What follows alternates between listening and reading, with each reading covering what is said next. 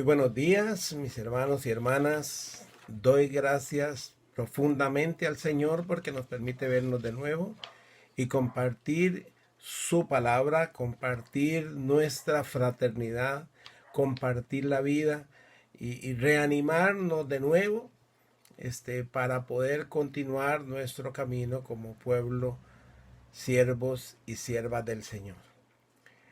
Hoy traigo para ustedes una reflexión que está muy basada también en cómo se vive la experiencia con Dios. Y va más en la línea de no tanto lo que Dios piensa de mí, sino lo que yo pienso de Dios. En dónde ubico yo a Dios en la dinámica de mi vida. Y en ese sentido quiero dar gracias a Dios por compartir un salmo que, aparte de ser uno de los más conocidos y por qué no famosos de la Biblia, es un salmo que nos habla mucho acerca de ese sentimiento profundo de presencia y compañía divina en el caminar de nuestra vida. Me refiero precisamente al Salmo 23, ese salmo profundamente conocido por todos y quizás uno de los más leídos, recitados y llevados a la poesía por los creyentes cristianos. Quiero, antes de hacer la lectura del salmo, mencionar que voy a hacer la lectura en la versión nueva, versión internacional. Y eso tiene una razón muy importante, y es que nuestra clásica versión Reina Valera tiene una traducción que por las características del significado de cada una de algunas de sus palabras nos remonta como al futuro, algo que va a ocurrir. No obstante, el Salmo 23 en la nueva versión internacional está más dado en términos de un diálogo en el presente, en el aquí y el ahora de David, y en la respuesta inmediata a sus problemas. Entonces quisiera compartir con ustedes la lectura de la versión del Salmo 23 en la nueva versión internacional, y dice así: El Señor es mi pastor, nada me falta. En verdes pastos me hace descansar, junto a tranquilas aguas me conduce. Me infunde nuevas fuerzas, me guía por sendas de justicia por amor de su nombre. Aun si voy por valles tenebrosos, no temo peligro alguno, porque tú estás a mi lado. Tu vara de pastor me reconforta. Dispones ante mí un banquete en presencia de mis enemigos. Has ungido con perfume mi cabeza. Has llenado mi copa hasta rebosar. La bondad y el amor me seguirán todos los días de mi vida, y en la casa del Señor habitaré por siempre. Me llama poderosamente la atención esta versión, porque no es lo mismo que yo diga: Jehová es mi pastor, nada me faltará, que es una proyección desde la fe hacia el futuro. Pero el Salmo no tiene esa intencionalidad. El Salmo está pensado en tanto la experiencia del presente de David, de lo que le está ocurriendo.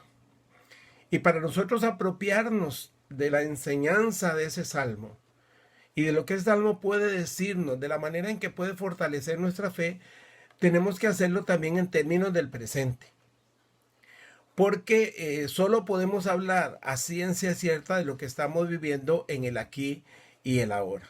Entonces, en ese sentido, yo quiero reiterar para mí la importancia de esa versión. Muy bien, vamos a comenzar compartiendo algunas inquietudes acerca del Salmo.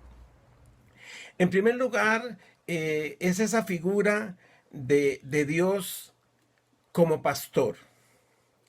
Y permítanme mencionarles, hermanos, que la idea de Dios como pastor, conceptuarlo de esa manera, no es una idea propia que nació por primera vez en ese salmo. Realmente antiguamente, las antiguas culturas del Medio Oriente, muchas de ellas consultaban a sus gobernadores, a sus reyes como pastores y les atribuían la responsabilidad y el derecho de conducir la vida de sus pueblos. De manera que esta idea de ver a Dios como pastor no es original de Israel, sino más bien es propia del medio ambiente cultural y religioso de su tiempo. Ahora, sí me llama poderosamente la atención que David decida escoger precisamente esta figura, cuando pudo haber pensado quizás en otras figuras, como la figura del rey o la figura del libertador o el caudillo que conducía al pueblo. Él escoge una figura de pastor en virtud de la cercanía que esa figura, esa metáfora tenía en su propia vida y experiencia. Es bueno que nosotros recordemos que David fue también un pastor de ovejas. Y por otro lado también, visto desde la perspectiva de Israel, desde el Génesis se ve la idea de ese Dios que pastorea a su pueblo, que lo acompaña, que lo conduce, que lo alimenta y que lo defiende. Nosotros vemos en Génesis 49:24 que Moisés llamó a Jehová el pastor de la roca de Israel.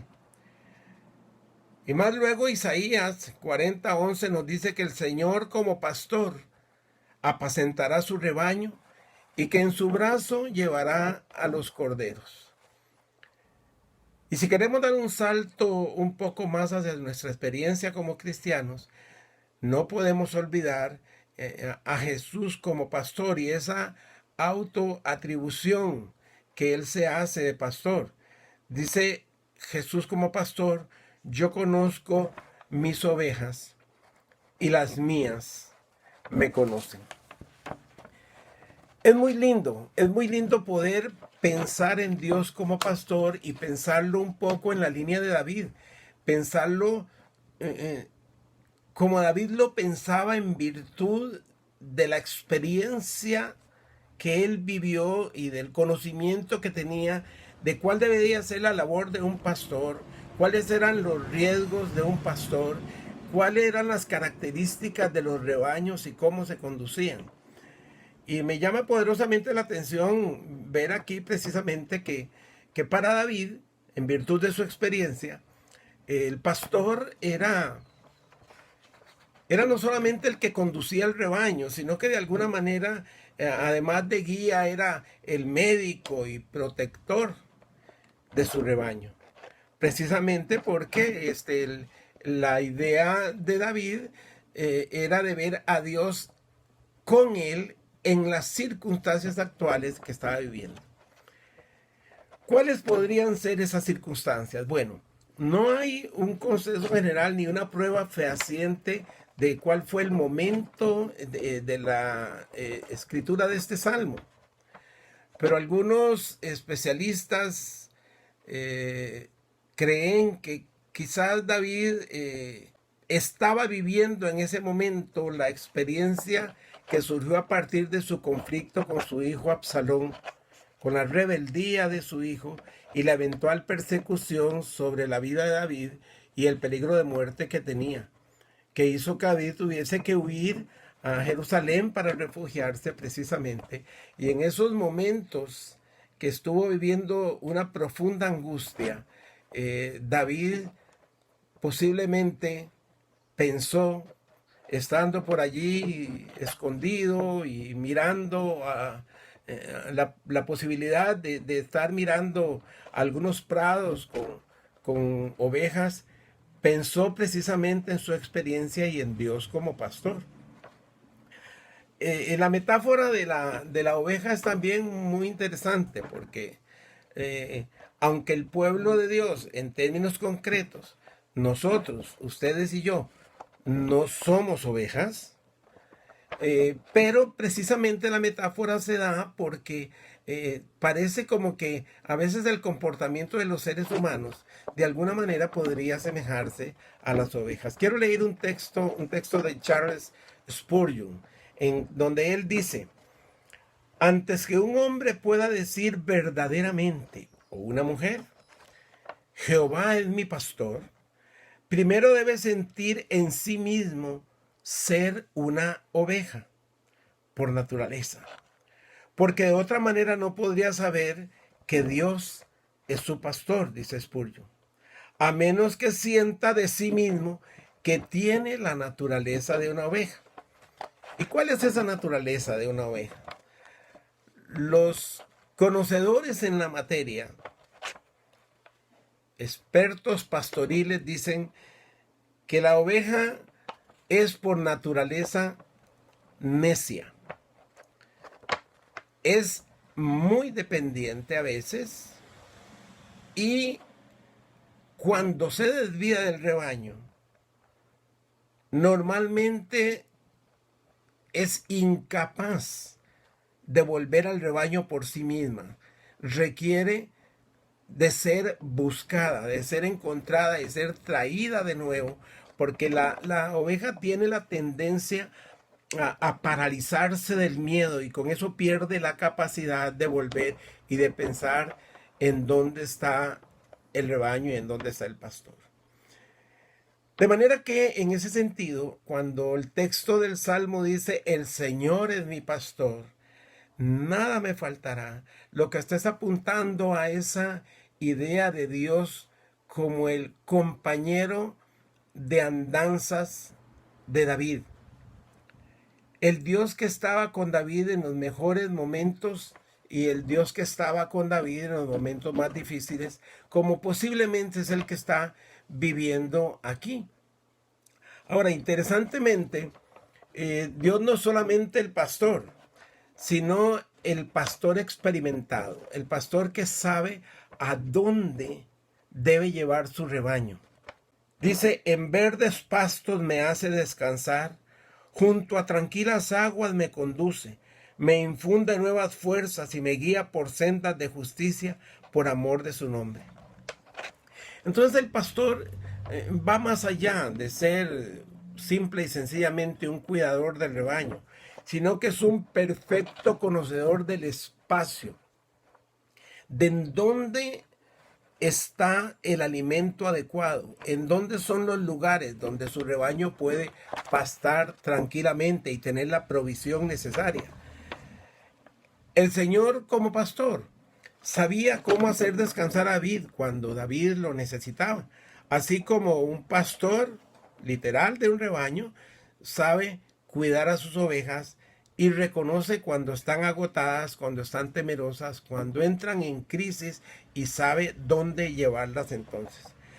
Entonces me llama profundamente la atención la descripción que hace el texto, que dice que Él nos lleva a pastos delicados, o sea, es la alimentación adecuada, el momento adecuado, el lugar adecuado en donde la oveja se va a alimentar para estar fuerte y emprender el camino que le queda y volver a enfrentar los peligros que pueden quedarle.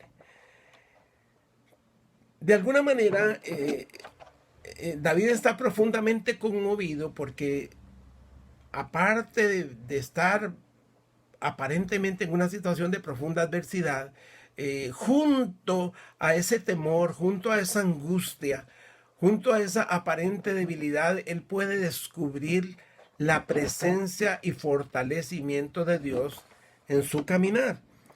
Cuando dice, confortará mi alma, o sea, le dará fuerza a mi vida. Será fuerte en mí, no solamente en mi cuerpo, sino también en mis emociones, en mis temores. Ese pastor que Dios se encarga de hacer fuerte en David lo que en ese momento está debilitado. Hay algo muy interesante que a mí me gustaría compartir con ustedes hoy. En realidad, si nosotros nos comparamos a las ovejas y nos dejamos conducir por el pastor, aquí lo importante para una oveja y lo importante para usted y para mí, que somos pueblo de Dios, que somos hijos e hijas de Dios, no es tanto que seamos nosotros los que sepamos en dónde están los buenos pastos o en dónde están las aguas de reposo. Podríamos nosotros no saberlo, pero hay algo que sí no podemos nunca dejar de lado.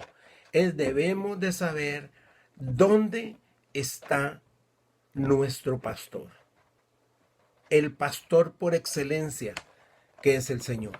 Porque si nosotros logramos tener certeza de dónde está nuestro pastor, de quién es nuestro pastor, de qué hace nuestro pastor, el asunto de los pastos delicados y las frescas aguas es un elemento colateral de ese primer aspecto. Entonces, no se trata tanto de que yo sepa cómo solucionar todos mis problemas. A veces no lo sabemos. A mí me llama poderosamente la atención que en ocasiones estamos muy preocupados por tratar de percibir el futuro y de saber qué va a pasar en el futuro.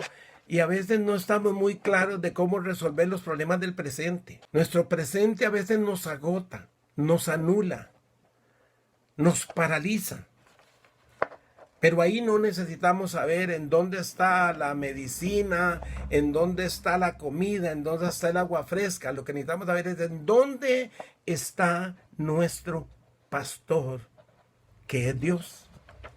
Porque en el momento que definamos la ubicación de nuestro pastor, vamos a encontrar todo lo demás que se convierte en bendición. Por otro lado, el texto sigue diciendo, aun si voy por valles de tinieblas, tú estarás a mi lado. Tu vara y tu cayado de pastor me confortan, dice el texto. De manera que ahí describe lo fuerte de esa adversidad que David está compartiendo.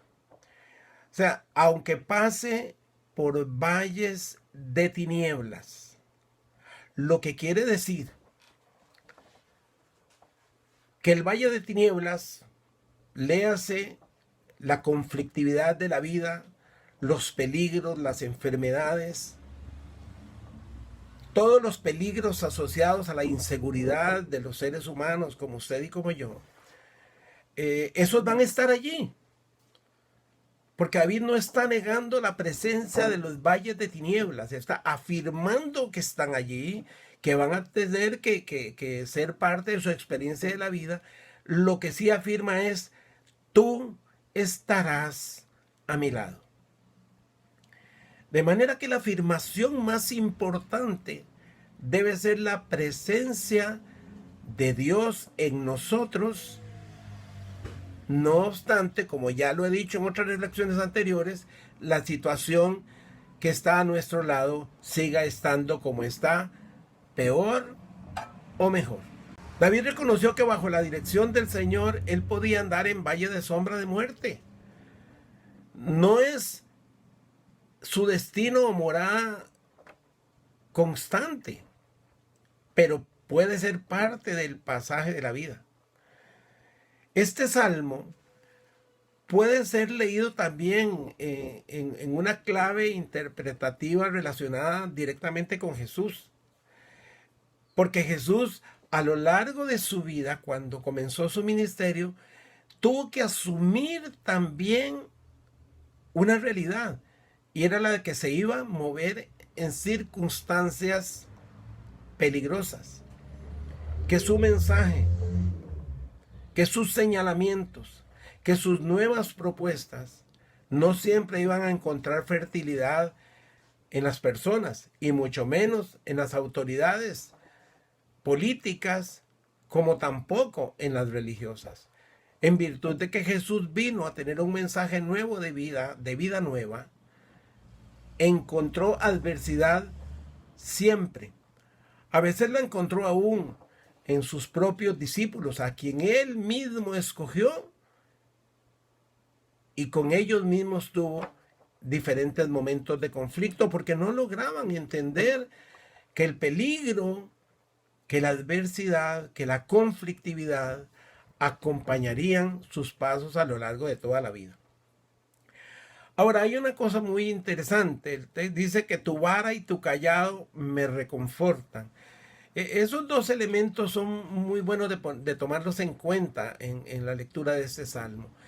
Se dice que la vara y el callado, algunos piensan que son dos formas de decirle al mismo instrumento, o quizás eran dos instrumentos, uno que era el callado, que era el instrumento con quien él sostenía su cuerpo mientras caminaba, ¿verdad? Los pastores lo tenían allí, y se presenta el callado como una varilla fuerte y larga, con una curva al final, en donde se dice que los pastores utilizaban el callado para cuando una oveja se desbarrancaba en algún lugar, ellos lograban engancharla con eso y ayudarla a salir.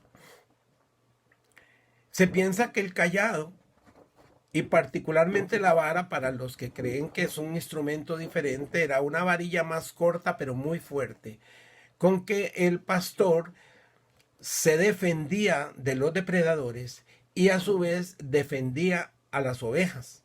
Golpeaba a los lobos, a los depredadores del campo con esos instrumentos para defender a su rebaño. No obstante, algunos piensan que también la vara y el callado tenían la virtud de convencer a las ovejas rebeldes de seguir dentro del rebaño, porque a veces las ovejas, por un puñado de pasto que se veía atractivo, solían salir corriendo y separarse del rebaño. Entonces, algunos golpecitos quizás con la vara, o el solo hecho de que el pastor la tuviera en su mano hacía que la oveja se convenciera de volver. Lo que no nos dice que Dios es un Dios castigador, pero que es un Dios que sí nos orienta, nos señala el camino. Y cuando somos rebeldes, pues nos deja para que experimentemos los resultados de la rebeldía y que seamos capaces de regresar con Él, porque Él también con esos mismos instrumentos nos ayuda a regresar. Entonces esto es muy interesante porque la realidad y esa afirmación, tú estarás a mi lado, porque tu vara y tu callado me fortalecen, no me intimidan. La Reina Valera dice, me infunden aliento. Aquí la Nueva Versión Internacional dice, me reconfortan. Posiblemente si fueran instrumentos de castigo, no le producirían ese sentimiento de aliento, de confort, de fortaleza en el momento. David lo interpretaba de esa manera y me parece muy hermoso porque también de alguna manera cuando Dios nos permite experimentar situaciones de crisis, y que algunas personas hablan mucho del Dios que castiga, yo no pienso tanto en un Dios que castiga, porque Dios es amor. Y si Dios es amor, no es un Dios que está interesado en el castigo maltratante de su pueblo. Pero sí es un Dios que reprende. Y a veces la reprensión consiste en dejar que nuestra obediencia nos lleve a una crisis para después rescatarnos y vivir con nosotros la experiencia de la recuperación. Luego el Salmo hace un giro y ve a Dios como el anfitrión. Y entonces aquí ya no es el pastor, sino el anfitrión de una casa, de un palacio, de una morada a la que David es invitado para que comparta allí su experiencia de dolor y para que sea alimentado. Dice, dispones ante mí un banquete en presencia de mis enemigos y unges con perfume mi cabeza. Qué hermoso se ve eso.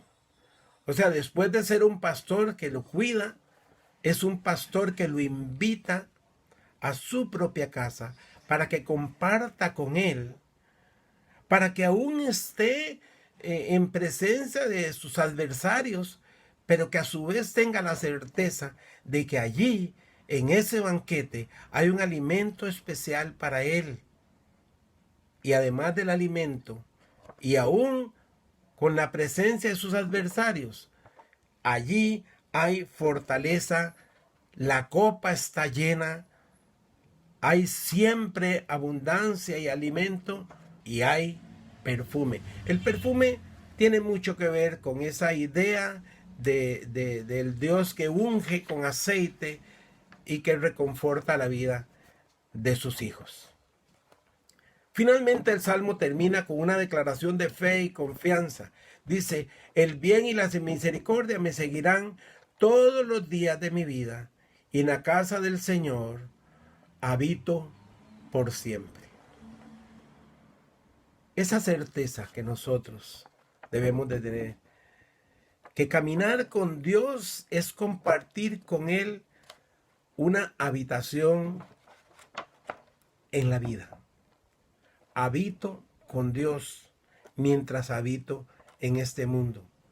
Él habita conmigo mientras yo tenga la certeza y la confianza de que soy su habitación. Hermanos y hermanas, yo quiero hoy dar gracias al Señor porque a pesar de todo lo que nos está ocurriendo, podemos afirmar que el Señor es nuestro pastor, que nada nos faltará, que nos fortalece, que nos cuida, que habita con nosotros y que va a responder a todas nuestras necesidades. No obstante, tenemos que mirar al futuro con esperanza, tenemos que fortalecer nuestra fe y seguir trabajando con esperanza en la obtención de la victoria. Quiero que oremos juntos, dando gracias a Dios por su presencia en nosotros. Gracias, Señor, gracias una vez más por compartir con nosotros esta bendición de poder leer tu palabra y traerla a nuestra vida.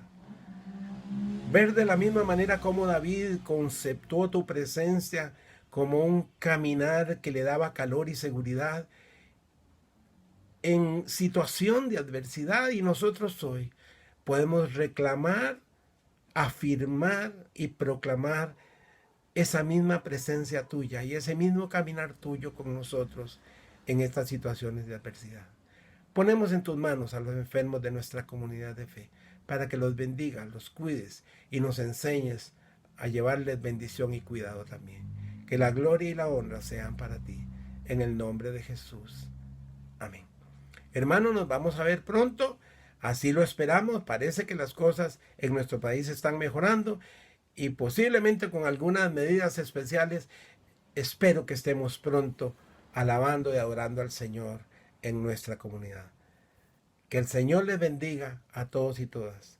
Es mi deseo y oración.